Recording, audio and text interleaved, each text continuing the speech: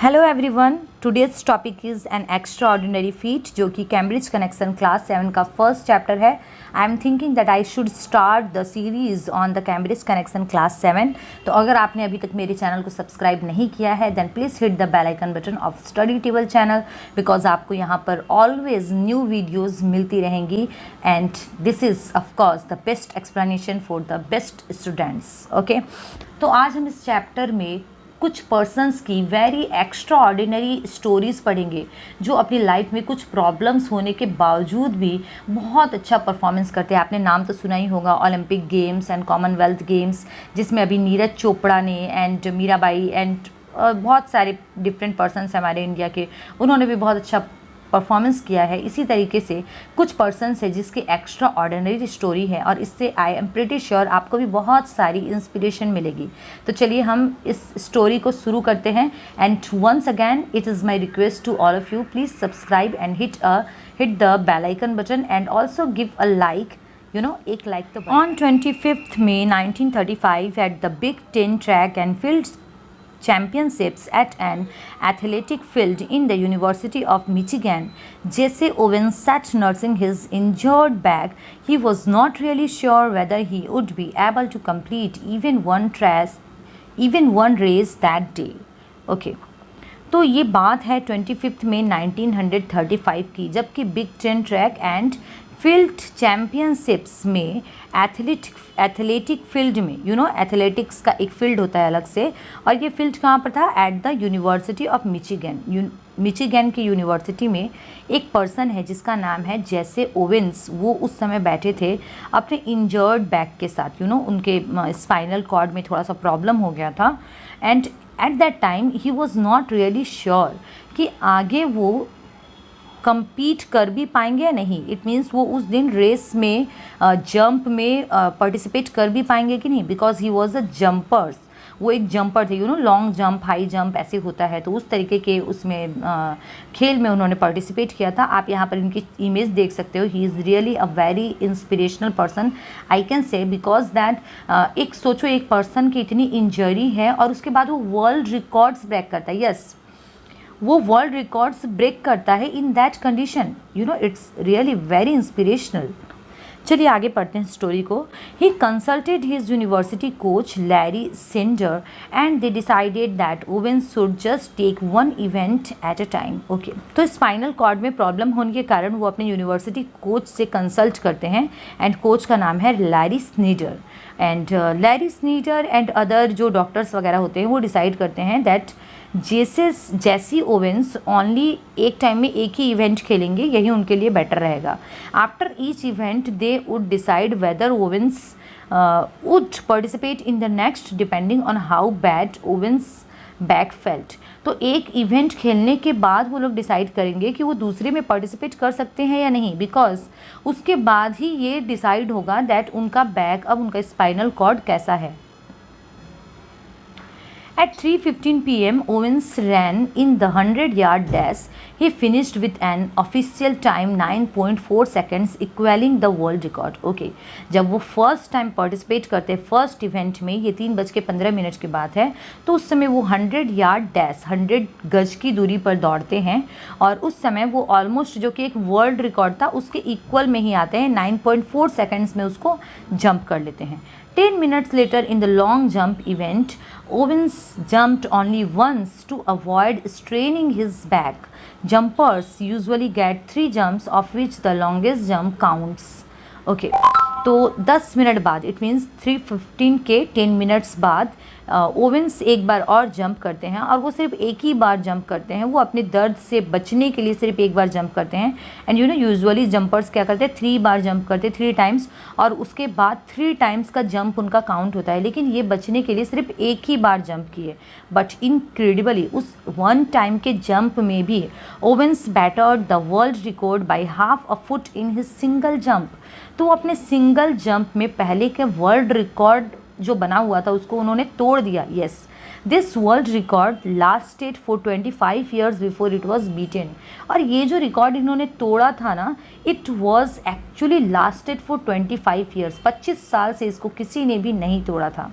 Okay, this at 3:34, Owens ran in the 220-yard race, breaking the world record for the event too. And finally, in the 220-yard hurdles, Owens broke yet another world record.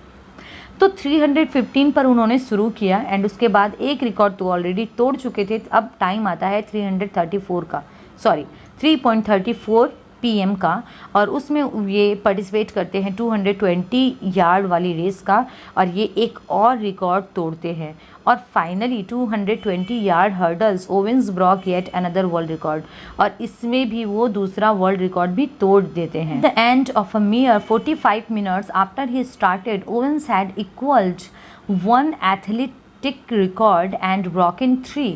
तो just 45 minutes 3.15 3:15 पर उन्होंने शुरू किया था और 3:34 it means almost करीबन 45 minute के भीतर उन्होंने एक वर्ल्ड रिकॉर्ड के इक्वली वर्ल्ड रिकॉर्ड बनाया और 3 वर्ल्ड रिकॉर्ड्स उन्होंने तोड़ भी डाले. For most sports experts this was the single greatest and finest athletics performance ever recorded in the sports. तो बहुत सारे जो स्पोर्ट्स के एक्सपर्ट्स होते हैं, कोच होते हैं और बहुत बड़े बड़े जो दिग्गज होते हैं, वेटरन पर्सन्स होते हैं, उनके अकॉर्डिंग ये एक्चुअली एथलेटिक परफॉर्मेंस का सुप्रीम लेवल का परफॉर्मेंस था.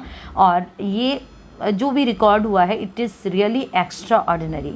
How did the son, the youngest of 7 children of a poor African American tenant farmer from rural American become a world renowned athlete? Okay, तो ये कैसे हो सकता है दैट एक African American tenant farmer, it means that बहुत ही poor farmer family से, रूरल बैकग्राउंड से बिलोंग करने वाले किसी फादर के 7 चिल्ड्रंस है और 7 चिल्ड्रंस में से सबसे छोटा वाला एक वर्ल्ड रिनाउंड एथलीट बन जाए. Is it possible?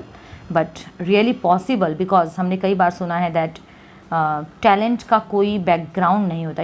It is not necessary that आप इस बैकग्राउंड से बिलोंग करो या फिर आप बहुत अच्छे फैमिली को हो या फिर आप पुअर मिडिल क्लास से भी बिलोंग करते हो. टैलेंट अपना खोज बना ही लेता है, राइट? अगर आपको सही लगता है then please comment and let me know that you are actually also thinking the same way as I am thinking.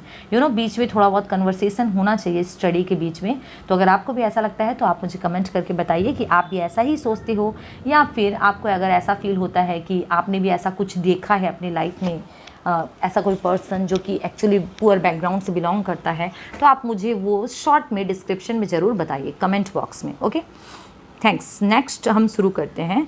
James Cleveland Owens was born in 1913 in the southern United States. When he was 9, the family moved to the city of Ohio in the northeastern United States. तो ये story है James क्लीवरलैंड की, जो कि 1913 में southern United states में इनका जन्म हुआ था. और जब वो only just he was 9 years, जब वो सिर्फ 9 साल के थे, तब उनकी फैमिली साउथर्न यूनाइटेड स्टेट्स से मूव करके सिटी ऑफ ओहियो में चली गई थी, जो कि नॉर्थ ईस्टर्न यूनाइटेड स्टेट्स में पड़ता है. On being asked his name at his new school he replied J.C. Owens, but the teacher On being asked his name at the new school, he replied J.C. Owens, but the teacher misheard him and his name was noted in the school as J.C. Owens. The name stuck and that was the name he was known for the rest of his life. तो जब वो new जगह move होके गए तो new school में admission लिए और उन्होंने अपना नाम बताया J.C. Owens.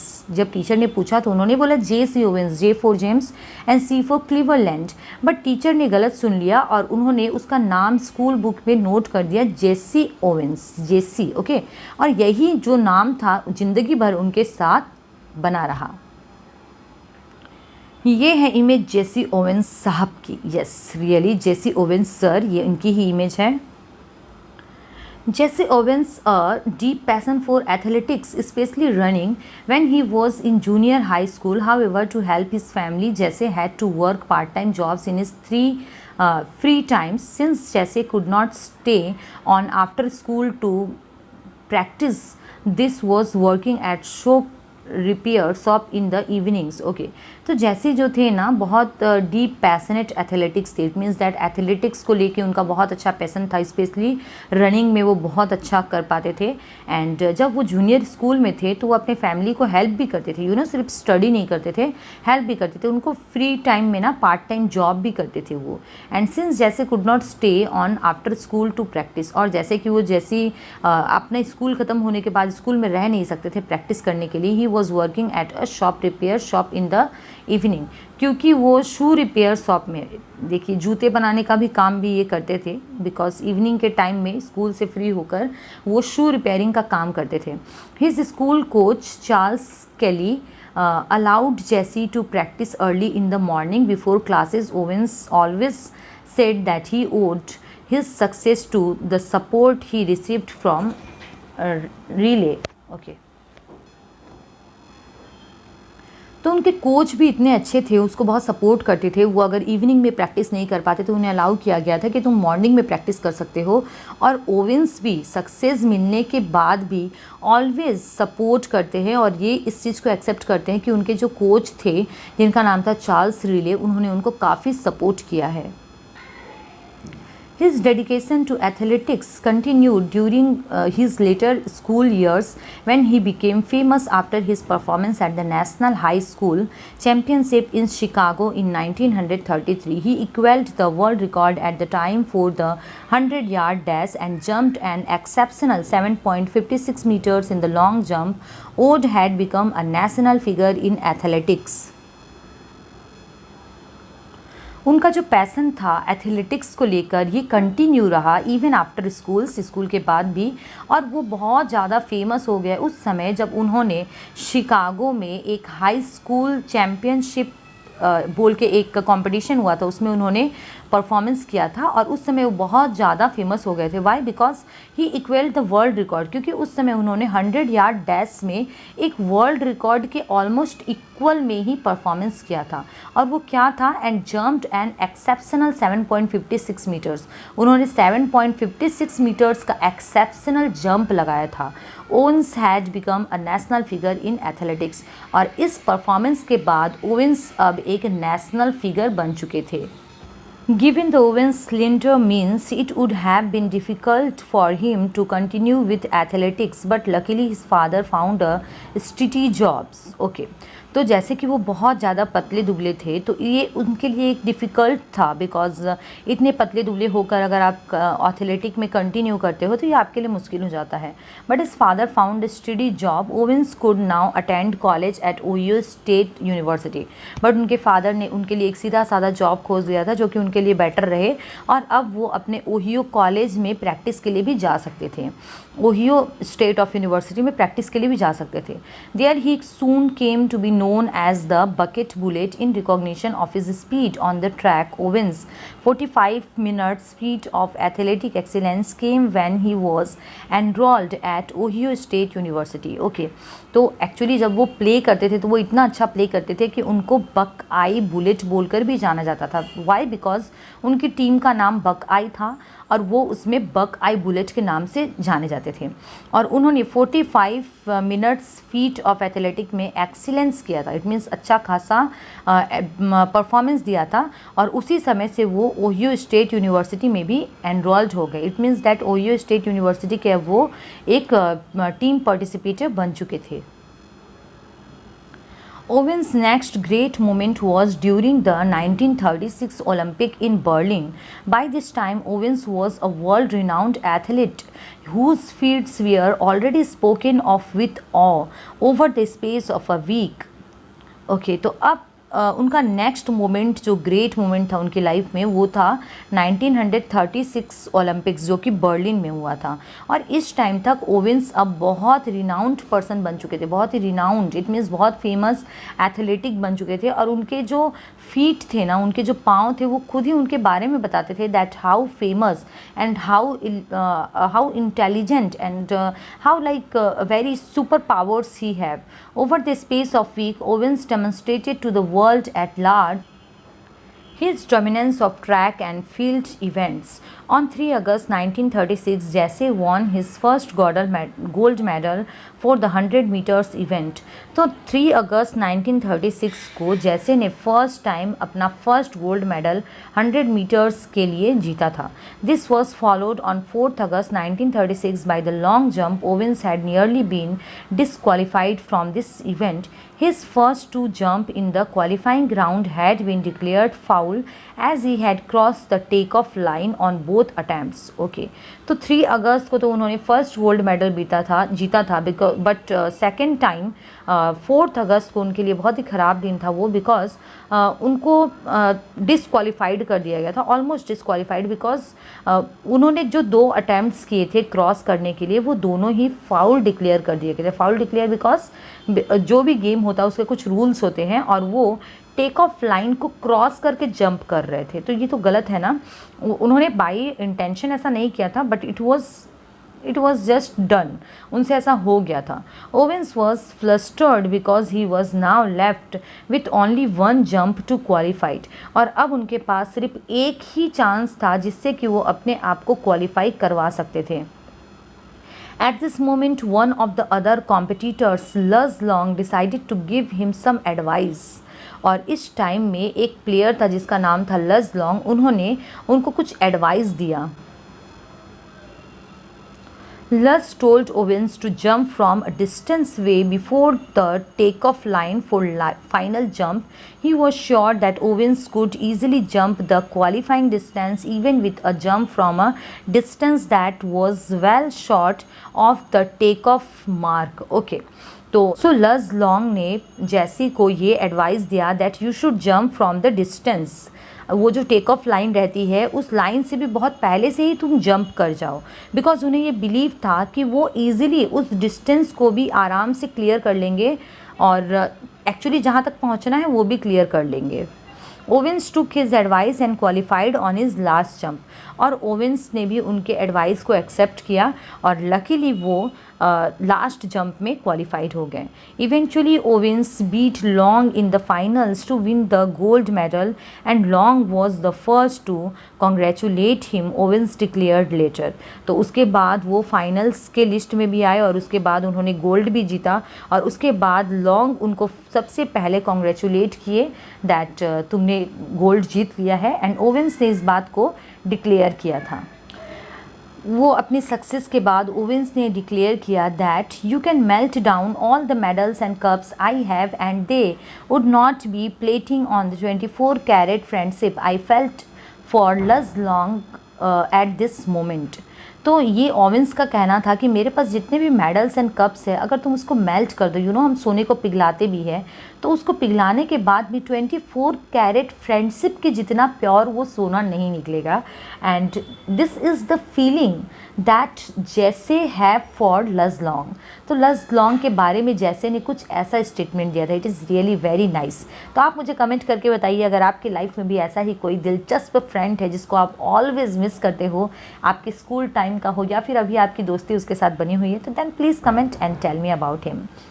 On 5th August 1936, Owens went on the win the 200-meter gold medal, and finally on 9 August 1936, the 4x100-meter relay sprint was won by the American team, which included Owens. This was an unbelievable achievement and was unequaled for 48 years till the 1984 Olympics.